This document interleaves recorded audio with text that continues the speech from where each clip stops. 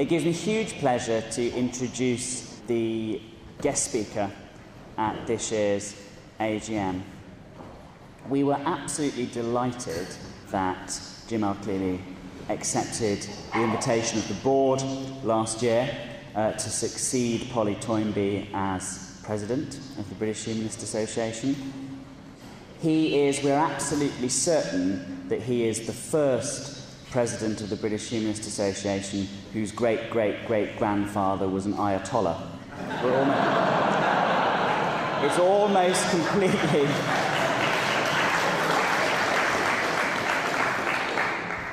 Polly wasn't sure, but she was pretty certain of that. You can never tell, of course.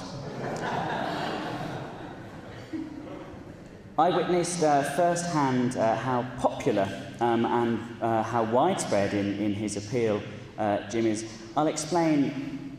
We work very hard in the BH office, as you know, so every Tuesday morning we've got our heads down on our computers working away. So I didn't realise quite well, I didn't understand quite why, as we went around the BHA conference in Leeds, everyone was coming up to Jim saying, "Oh yes, I'm looking forward to listening to you again next Tuesday morning."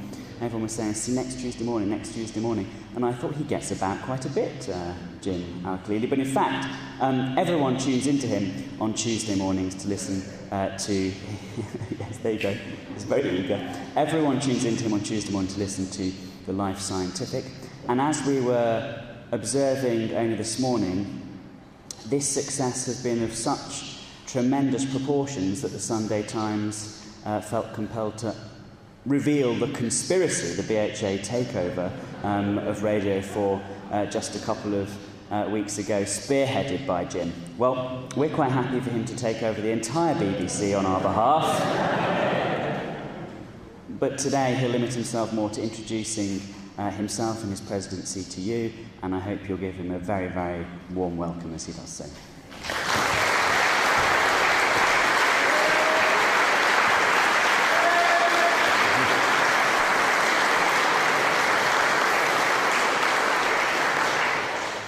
Thank you very much, Andrew, for those kind words. Well, good afternoon, everyone.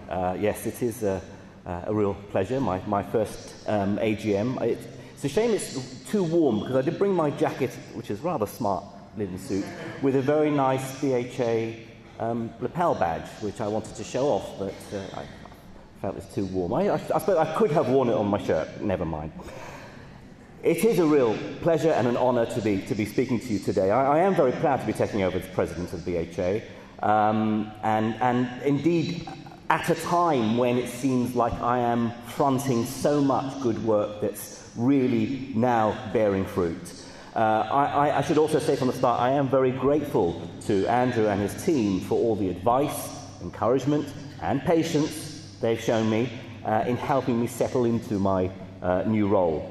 So for those of you who I know I've met a number of you at the Leeds conference a few weeks ago, but for those of you who don't know me or much about me or my background, allow me to indulge in telling you a little about me and about what I do and what I believe. So first and foremost, as you may have gathered, I am a scientist. So I view the world as a scientist views the world. I'm curious about the universe and our place in it, sometimes to the point of obsession. That's what defines me as a scientist. I have an unshakable, rational conviction that our universe is understandable, that mysteries are only mysteries because we have yet to figure out the almost always logical answers. For me, there's simply no room, no need for a supernatural divine being to fill in the gaps in our understanding.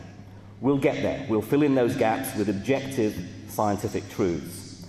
Answers that aren't subjective because of cultural or historical whims or personal biases, but because of empirically testable and reproducible truths. We may not get the full picture. We may never get the full picture, but science allows us to get ever closer. Outside of science, and like, I guess, the vast majority of people, I subconsciously live by the adage that one should treat others the way one would wish to be treated in their position. So this means I value human traits and attributes like empathy, tolerance, and kindness. And it's really only in recent years that I came to appreciate that these beliefs actually define me as a humanist. In many ways, despite my illustrious background and my great-great-great-grandfather, mine is an uncomplicated and undemanding lifestyle. The people I mix with, my friends, my colleagues, in my liberal, generally well-educated and enlightened little world, it's easy to be complacent, even lazy in this attitude-affirming bubble, this humanist bubble. I'm surrounded by like-minded people. On the whole, those who follow me on Twitter do so because they hold similar views to me, and that's presumably why they follow me, and likewise I follow similar people that I tend to agree with. This reinforces the illusion that the rest of the world agrees with me, and it's very comforting. So I do find it scary sometimes when I look outside that bubble and see attitudes, beliefs, bigotry, violence, medieval irrational acts that are committed in the name of religion. In general, I'm tolerant of people with religious faith. Somewhat in contrast with many of my fellow atheists and humanist friends, I believe there is room for people with religious faith in the world. After all, many of my family and friends, Christians, Muslims, Jews, have deeply held beliefs. Do I think the world would be a better place without religion at all? Well, in a utopian sense, I guess, yes, it would be nice to live in a world in which no one feels the need to believe in a supernatural, omnipotent creator to make sense of the world and their place in it. But this isn't going to happen anytime soon. And a reasonable argument can be made in any case that the world would be a pretty boring place if we all thought and believed the same things.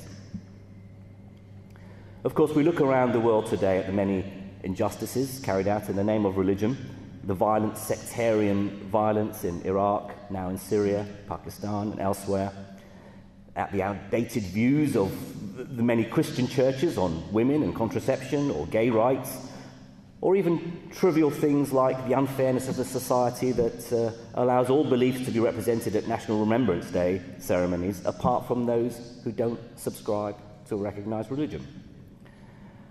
I was very pleased, in fact, Andrew mentioned the Sunday Times article a couple of Sundays ago about the humanist conspiracy to be along there, that as scientists, as me and Brian Cox and Adam Rutherford and Alice Roberts and Robin Ince. So, I mean, first of all, I thought it was a very strange article. I wasn't quite sure if it was, if it was meant to be amusing or whether this guy was really scared. But then I thought, yeah, good, we're winning. Next stop, thought for the day.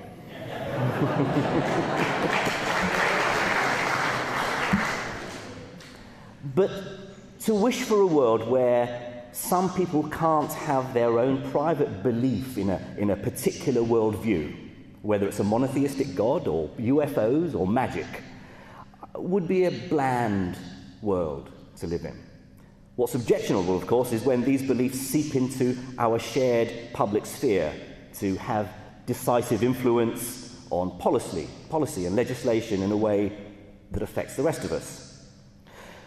My tolerant stance is also born out of my respect for the many people who have religious faith and who don't feel inclined to impose their beliefs on others or to be given special privileges in law. These are decent people who do not deserve the derision we might pour on them for holding silly views. We must acknowledge that for many people, faith provides comfort, social cohesion, a sense of belonging, and hope. Whether we like it or not, that, I think, is true. I don't need it, but it would be both arrogant and incredibly naive of me to think that everyone is going to think the way I do, if only they would hear me out. One of the most important traits I believe a humanist can have is empathy. Don't get me wrong, I am utterly secure in my atheism. As someone once said, I'm as agnostic about the existence of God as I am about the existence of Father Christmas, and I'm pretty sure the latter is made up. I'm also completely and unreservedly intolerant of religious intolerance. So don't mistake me for some kind of cultural relativist. On the other hand, I grew up in Iraq to a Shia Muslim father and a born-again evangelical Christian mother. Interesting mix. They're still married after 52, 53 years. So if they can get on, I think... And it's because of my background and my familiarity with Muslim culture and ways of thinking that I have such a problem with so many attitudes in the Muslim world today. The Iraq in which I spent my childhood was very different to the one we see on the news today. It was before Saddam, it was before sectarian hatred had erupted. Growing up in school in my class, I didn't know which kid was the Shia and which kid was the Sunni Muslim. We knew the two Christian lads in my class because they were excused from RE lessons and they could go and kick a football about. But no one knew who was the Shia, who was the Muslim. I mean, that's very, very different today. In fact, having studied the subject, I think the Iraq of 1,000 years ago, under the Abbasid dynasty, was probably more enlightened and inclusive than the Iraq of today. The Iraq of the 60s and 70s, in which I grew up, sadly no longer exists. But growing up in a Muslim culture does give one insights, and so you see I haven't always inhabited this comfortable liberal bubble. It's also why I'm so pleased to see that Alam Shahar has been elected as one of the new trustees. If you haven't read his book, The Young Atheist Handbook, you really should do, and I'm sure it's on sale there. What did we agree on my commission for plugging it? I tend to often, I want to though return to a little bit, since I am a scientist, I want to say a little bit more about science. I tend to often argue against creationism, not from a biologist's stance of Darwinian evolution being correct, but from a geological, astronomical, even nuclear physics angle. For me, these, if anything, are more powerful arguments than natural selection about the age of the universe, because they're easier to defend. There's carbon dating, the half-life of uranium, elemental abundances in the universe, the speed of light and the time it takes light to reach us from distant galaxies, the rate of expansion of the universe, the microwave background radiation. I could go on and on and on. There's so much evidence. If all this was just put there by God to test our faith, then we cease to live in a rational world, and nothing we see needs to make sense. Because if we find something we can't explain or can't quite fit into our worldview, it becomes magic, just down to the divine whim of a creator. How do we draw the line between something we can explain about our universe and something we can't and therefore just have to accept? It's therefore very gratifying to see that the Teach Evolution, Not Creationism campaign has led to the inclusion of evolution in primary school curricula, although not until year 6, as opposed to year 4 as originally planned. It's also encouraging to see that there is now a requirement for all free schools to teach evolution and also not be able to teach pseudoscience. Although why this has had to be something we need to push in the 21st century and in Britain is itself quite sad. Of course, and we are still seeing the continuing increase in the number of faith schools. There's much more work to be done. So are science and religion compatible? Is every scientist an atheist? It depends, of course, how you define each and who you are. Can a biologist be a creationist? Of course not.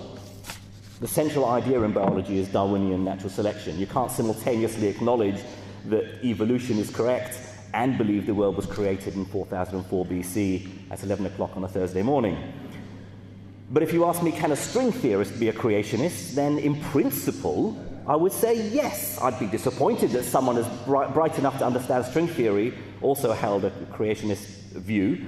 But on a practical level, unless string theory makes predictions about the age of the universe, which it doesn't, then the two need not conflict. Of course, in creationism, I've chosen a rather extreme example of irrational belief, and I guess that isn't very fair. One of the most respected astrophysicists in the world today is Dame Jocelyn Bell Burnell, a physicist and a long-term colleague of mine. a woman who in the mid-1960s discovered objects called pulsars, tiny, dense stars. They're the collapsed cores of supernovae explosions.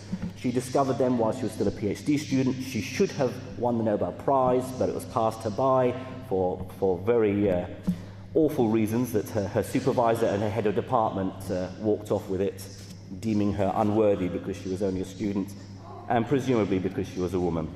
Hers is not the only story. She's also a Quaker. Has her faith made her any less of a scientist? I don't believe it has. And of course, the engineer or the mathematician or the inorganic chemist or the laser physicist can also get on with their scientific work, even if it's fundamental research about the nature of the universe, and not have it be compromised by the fact that they pray or go to a synagogue or a church or refuse to eat beef or pork. They can choose to live their lives in a certain way and still do their science well. Of course, ultimately, a belief in scientific truth is to subscribe to the worldview that the universe is comprehensible through deep underlying laws of nature, often mathematical laws, and principles that follow from logic, which are comprehensible by the human mind.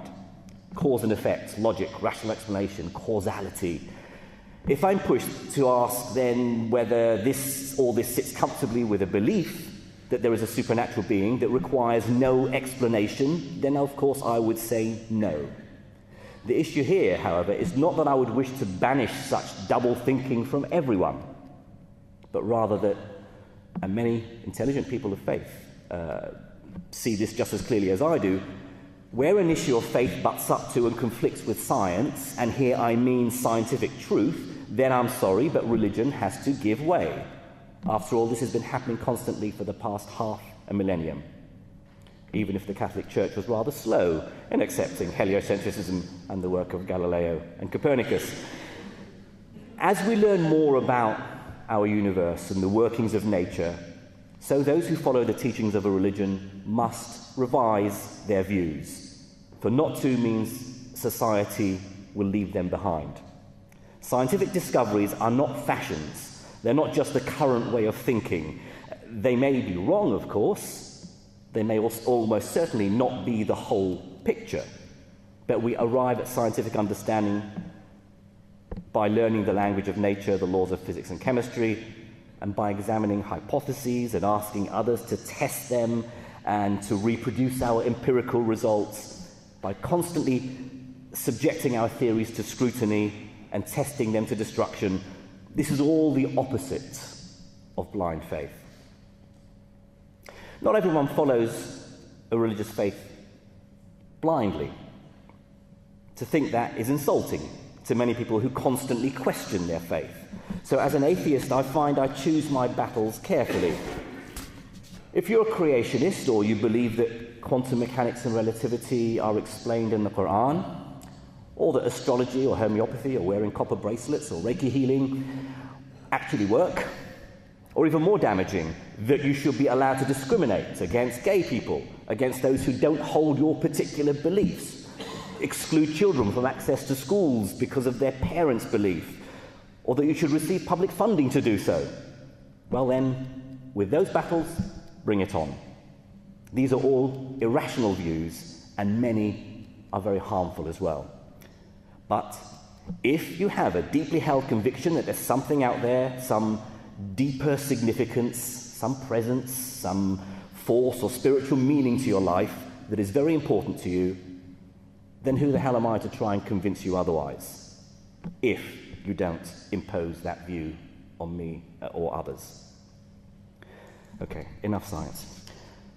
Very excited to be part of the BHA because I do think it reflects the view that I've been expressing, a commitment to promoting non-religious scientific view of the universe, but at the same time a liberal attitude towards private beliefs as long as they're not harming others. This attitude, of course, is reflected in our campaigns against state-funded education. State-funded education would be wrong, because we wouldn't obviously want everyone to be privately educated. That's a rather too broad a statement. State-funded religious schools that discriminate and indoctrinate. in favour instead of an open and inclusive education system that will educate our children together and not segregate society. This year saw the launch of the National Fair Admissions campaign to put an end to religious selection in schools. And we follow the work of people like Richie at the BHA in the hope that it can make real progress in the coming years. I firmly believe that our message is now getting across more clearly than ever before. Just this past year, I wasn't here from the beginning of the AGM, so I'm not sure if this figure was mentioned. I suspect Andrew probably did. But this past year has seen a 55% increase on last year in coverage of our activities in the British print and broadcast media. We also express that attitude in our community service work that never makes the headlines, that goes on every day across the country. The BHA, as I'm sure you all know, conducts hundreds of weddings, 1 in every 75 funerals in England and Wales, through our provision of personalised and meaningful non-religious ceremonies. We provide volunteers to prisons, hospitals, provide moral and emotional support to non-religious patients and prisoners. We are the only organisation actively supporting the Paul Lamb, Tony Nicholson legal case seeking the right to die. And again, that's something that I would have hoped that other groups would join us in supporting to allow us to shout even louder. Finally, of course, I don't need to mention, Andrew is still floating on air, I think, from last week's great news about this massive step we've taken closer to legislation of humanist marriages through an amendment to the same-sex marriage bill after 12 years of campaigning on this.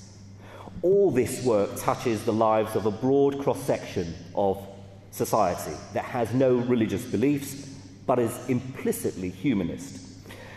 I want to get the message across that we represent the broad cross-section of society in this country. My firm conviction is that actually more than half the country would probably agree with what we stand for.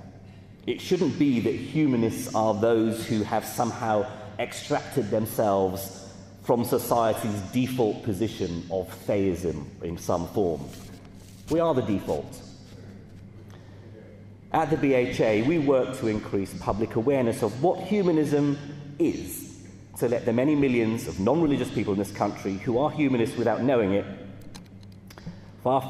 let them know that far from being somehow deficient in their values, that they have an outlook on life which is coherent and widely shared, which has inspired some of the world's greatest artists, writers, scientists, philosophers, and social reformers, and which has millennia-long tradition in both the West and the East. The crucial issue for me is that, of course, and many people use this phrase, but that's because it's quite a neat phrase, you don't need God to be good. Having a faith in God is fine if that's something that is important to you. And if you truly believe this as an ontological proof, then it's rather pointless of me trying to have a theological debate about it. But don't tell me that organised religion is the only means through which one can lead a good life.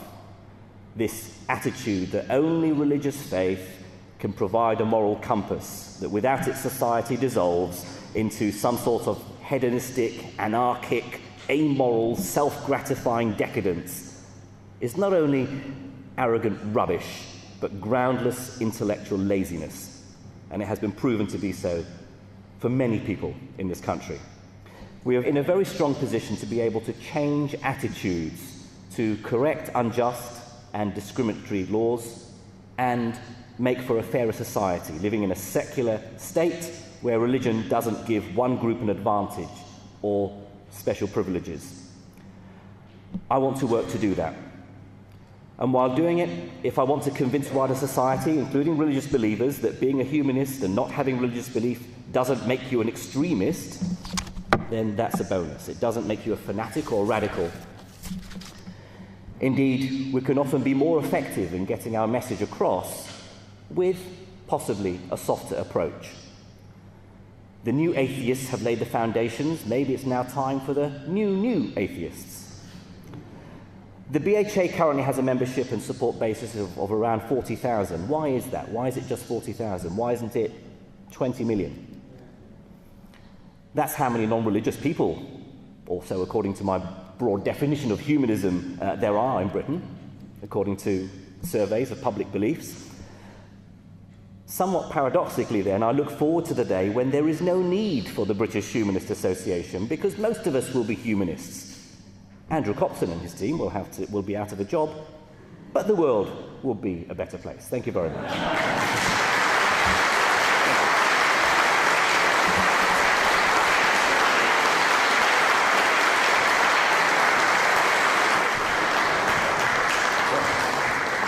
We're so ahead of time that the wine isn't even uncorked, and the oranges aren't even juiced, if that's your thing.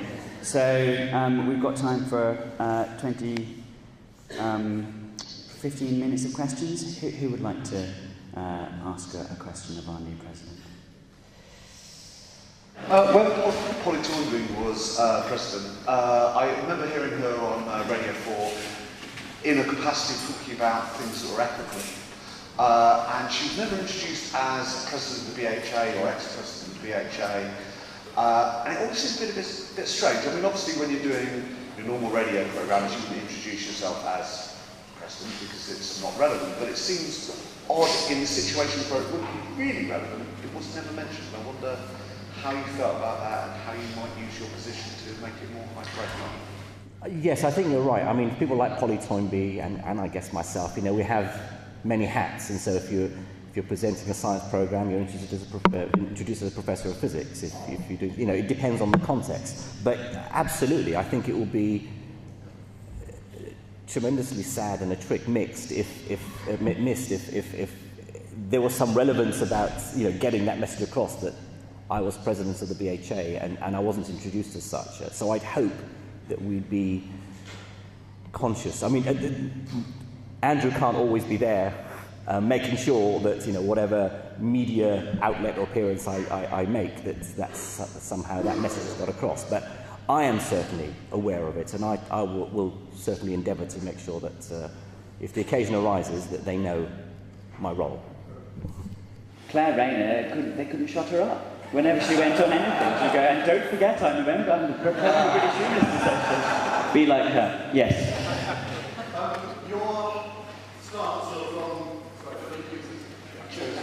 I very much welcome what you were saying about tolerance of people with a religious faith if that's important to them.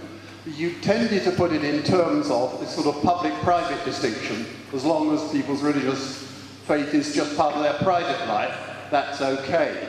But of course a lot of religious people would say, well, the whole point about my faith is that it drives me to manifest it in the world in all sorts of ways.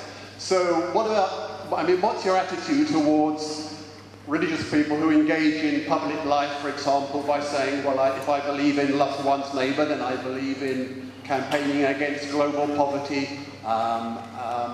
What about the religious people who would support us on a lot of the campaigns that we run? How would you see our relationship to that rather more complex picture of the engagement of religious people in public life? I don't see any issue or problem with religious organisations, churches, who have campaigns or activities which, you know, whether it's charitable organisations raising money or carrying out activities that are, on the whole, seen as a good thing for society. I mean, there are all sorts of people with all sorts of different views, and that's what makes for a rich society. To say that I don't think you're right, what you believe in ultimately is superstitious nonsense, therefore you're not allowed to go and do good, I think that's a very narrow and self-defeating attitude. But that's my own personal view, and I know, I mean, one of the nice things about humanism in general, and certainly the BHA, is that we don't all share the same view. We are not some cult who follow a particular party line. I remember when I was a student, and I was so staunch a Labour supporter, minus strike, and I'd be sitting watching Question Time, taking notes, and if there was a viewpoint I wasn't sure where I stood on, so where do Labour stand on that? Right, that's my view. I didn't try and give it any thought. So, yeah, I think there's a broad range of views. Not everyone will agree with me, but as far as I'm concerned, if religious organisations are trying to raise money to fight poverty or whatever it is, and even, I mean, that's a very clear example. Why on earth would you want to stop that? But I don't think that there's an issue. But maybe, Andrew, did you have anything to add to that? Or? No, I won't. I've finished speaking. Far be it from me. Yeah. I think the important point, sorry.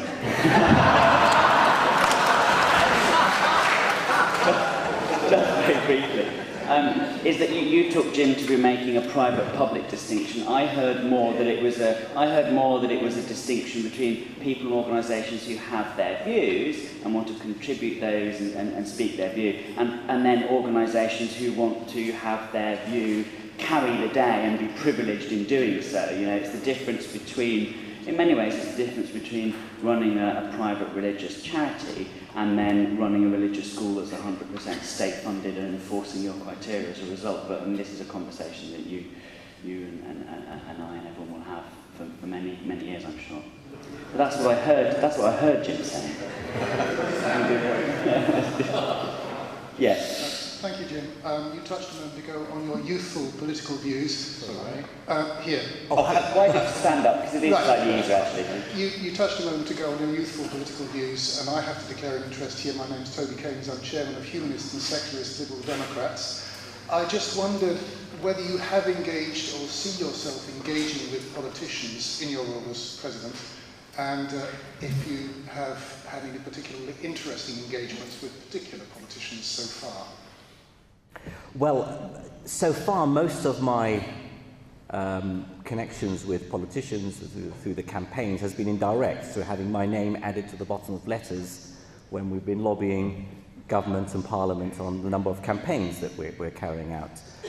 Every now and again, I will meet a politician wearing various hats, but I mean, at the moment, so far, it's tended to be in my role as a scientist. So, you know, I've done events and I've had meetings with people like David Willetts, the science minister, and through my work with the BBC. And so I'm really now at the point where, because I have certain responsibilities, I don't clearly show any political allegiance. I try not to at all. There are a number of politicians. I mean, you know, I would never have thought I would be cavorting with a Conservative minister and actually finding him a nice bloke. But David Willetts ain't no gove.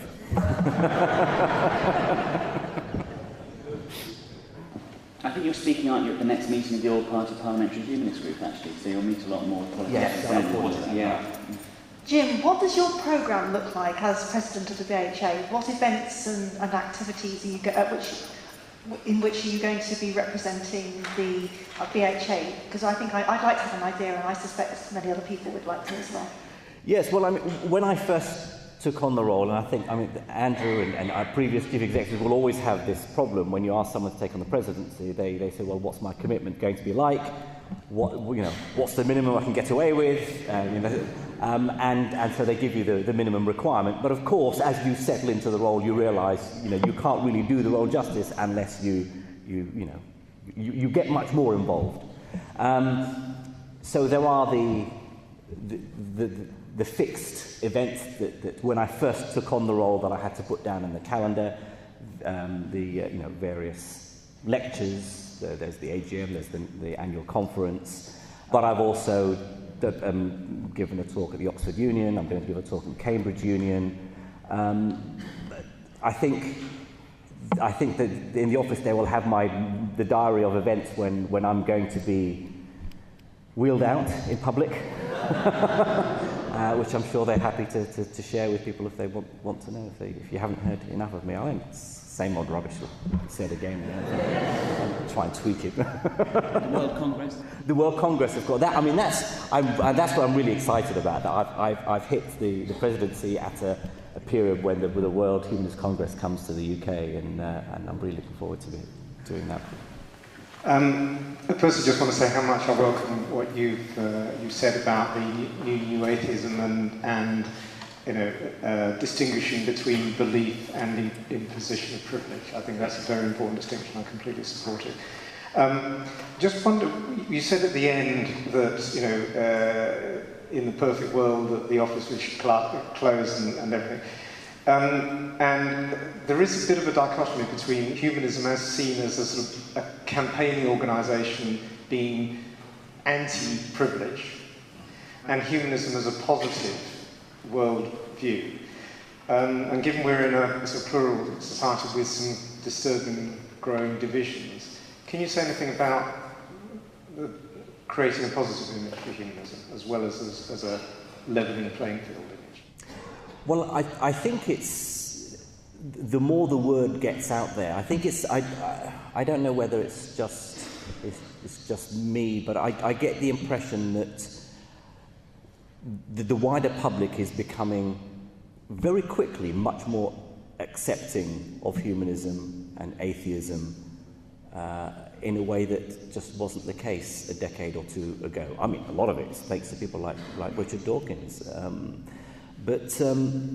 Yes, the BHA has a role to play, which is about pushing forward specific projects and campaigns and seeing where there is unfairness in legislation and law, and to change that. And that, as you say, that's very different from a group of people under some umbrella who all think in similar sorts of ways. But I think the more people, and I think one of what we want to do is involves many more of our distinguished supporters to get the message across about humanism as a way of thinking and living life, because some of our distinguished supporters, have very wide reach, are very well known in society, are household names, and so I think these are two strands. There's the team who work full time at plugging away and chipping away at some of these outmoded laws, and then there's this trying to get the message across about humanism being a good way of living your life, which maybe hasn't happened. We've not been able to do it in the past, and trying to sort of gee up some of our distinguished supporters, who no doubt will be very happy to help, I think is a very good way forward. Okay, last two questions then. So, yes, and then yes, and you're the last one. Talking of positivism, why do you call yourself an atheist? Surely it's a negative word, meaningless. As Jonathan Miller puts it, how can I not believe in something that doesn't exist? Let's talk about humanism and be positive. That's a good point. I would like actually to find another. It would be nice if we could find another name to replace atheism, because it assumes you'll have to be theist to opt out. You have a name for it? Yeah, I was thinking of post-theism. Post-theism, okay. I think if we say it enough times, it'll start to roll off the tongue. That goes down very well in the pub, I'm sure. You were talking about, working with people of religion when you have a common agenda, and I strongly agree with that and think how important it is. However, I think there is another side to that question that we need to be aware of, and I have been asked to talk about praying for the poor, praying spelled with an A, or praying spelled with an E, on the vulnerable. And I think if you look at the work of some of the religious development organisations, also if you look at some of the religious groups that now have government contracts for providing social services in this country, although in theory we may both agree that people who don't have enough to eat need feeding, there can be hidden agendas sometimes, and the ones who believe in the faith can get priority, there can be some proselytising going on. So I think even in cases where we seem to have the same aim, I'm not saying we should never work together, far from it, and I've said earlier how important I think the Accord alliance is, but I think we just need to look carefully that there aren't other agendas going on that actually undermine us. I completely agree with you. Oh, excellent. Well, that's a great I see everyone's got a thirst on.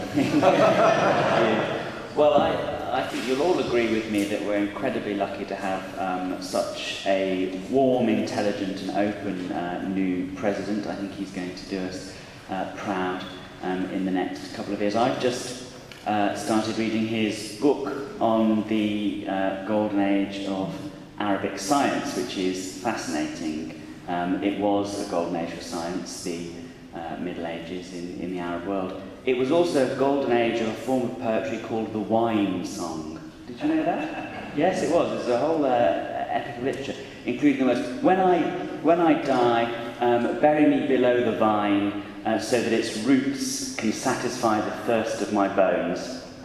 But while you're still alive, there's an easier way to enjoy the fruit of the vine. Very smooth, wasn't it? Very. That was a segue at a quantum level. A round of applause for our favourite quantum mechanic. Thank you very much. Thank you.